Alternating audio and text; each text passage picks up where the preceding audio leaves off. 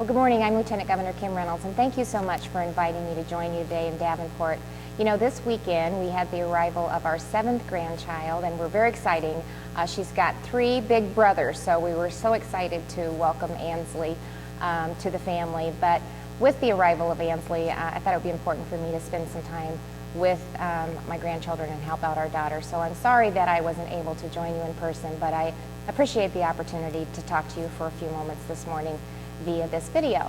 I wanted you to know that I deeply appreciate the significant role that ABI plays as we continue to strengthen our state's business climate. You know, since 1903, you've been the recognized voice of Iowa business, and our administration has long considered you a key partner at the Capitol and really in working with business and industry and growing the economy for the state of Iowa. So I want to just start by saying thank you. We often say here in Iowa that we build quality, and you know, really one of the best examples of building quality is through the manufacturing sector. Advanced manufacturing is a major driver of the Iowa economy, and it represents almost a little over 17% of our overall GDP. Iowa's $28 billion advanced manufacturing industry is actually the state's largest single business sector.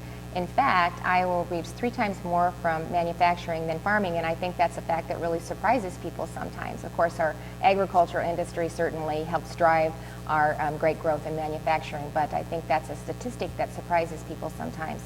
In 2014 alone, Iowa exported a record $15.1 billion in manufactured and value-added goods, and we're really proud to have companies like 3M and Alcoa and HNI, Pella Windows, Rockwell, Collins, Vermeer, Winnebago Industries, as well as so many other great companies all across the state of Iowa doing business.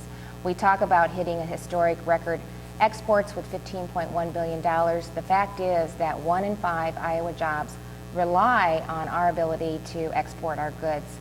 Currently, or today, Iowa has almost 4,000 manufacturers who employ over 210,000 Iowans in every single corner of this state.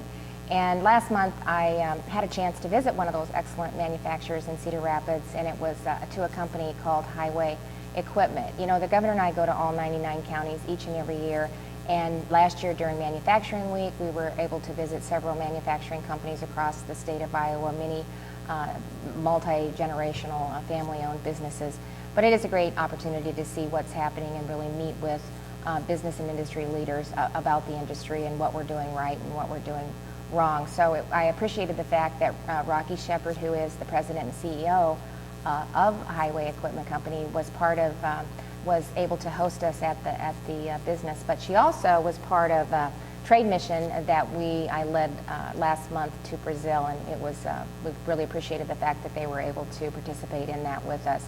The company employs about 150 people. They manufacture highway de-icing spreaders, road maintenance equipment, new leader crop nutrient applicators, and they really create fully integrated products for the industry's most advanced technology-driven application manufacturers, including John Deere, Case IH, as well as many others. So I appreciated the opportunity to visit and look forward to getting and visiting with many other manufacturing companies across the state of Iowa over the rest of this year and years to come. Well, and speaking of John Deere, I understand that Sam Allen either has spoke to you or will be speaking to you later.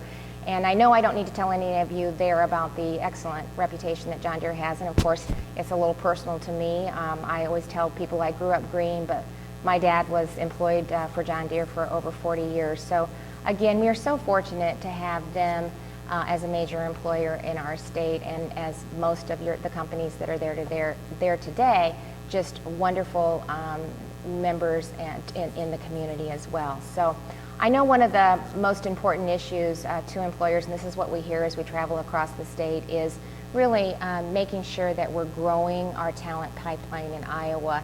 And we talk about our fertile soil and our positive business climate and really the sound infrastructure and how important they are to keeping us competitive when it comes to growing the economy in the state of Iowa. There's absolutely no doubt that our most important and valuable resource is our people. And we want to make sure that we continue to do everything that we can to grow that. As I indicated, as Governor Branstad and I travel across the state, We probably hear from almost every single business that jobs are going unfilled today because of a lack of a skilled workforce. And so I want you to know that we remain committed to this, and it will continue to be one of our top priorities to not only work with the existing initiatives that we have in place, but continue to look at new initiatives that will create and maintain a strong pipeline for talent in the state of Iowa. So whether that's working on maintaining the NCRC certification process through the Skilled Iowa with the internship component, or encouraging our military men and women who are, as we draw down the military, looking for a place to call home, we want to make sure that they know that Iowa welcomes them not only as a great place to live and raise a family, but with a great job. So we're continuing to grow the Home-Based Iowa initiative, and we're really having great results with that program. I think over 1,300 military men and women have already been hired, and we continue to see that grow, and as a great opportunity to provide skilled labor to businesses across the state. We are laser focused on STEM careers through programs like Million Women Mentors that Mike Ralston has agreed to co-chair, and really they have been extremely supportive and involved in that from the launch, with helping us get probably 15 businesses standing behind us at the launch of that, to encourage employees to be mentors to young women in STEM-related fields, or the Elevate Advanced Manufacturing Program that's really changing the perception of today's manufacturing.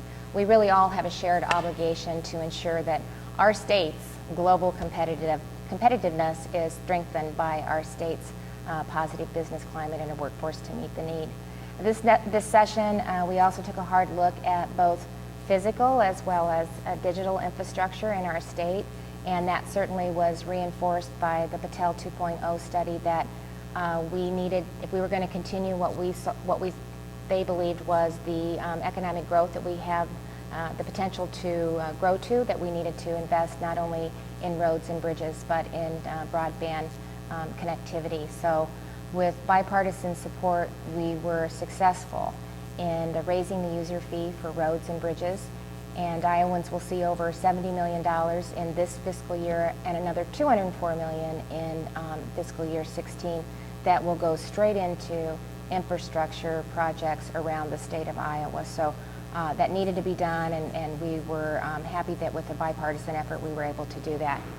The Patel study, it also stressed the need to build out our broadband footprint to connect rural Iowa to the global marketplace, our schools to online educational resources, and really our businesses to consumers around the world, so that our farms could take advantage of technology with a lot of the applications that are available today with precision farming. The communities that thrive in this new economy are those that are going to take every opportunity to really organize and plan to continually improve their technological capabilities. And so we're excited that our Connect Every Acre legislation was approved the last week, again on a bipartisan vote right before the end of the session. So we're expecting to see the bill on the governor's desk very shortly. And with all that, I'd just like to kind of wrap up and say thank you once again for your leadership, again, that you display and provide in communities all across the state, for being a part of our growing economy, for being a partner, and we look forward to continuing to work with you. We look forward to traveling and meeting with you in the various businesses across the state of Iowa, and I hope you have a great conference, and thank you very much for giving me the opportunity to talk to you through this video so I can be at home with my grandchildren today. Thanks a lot.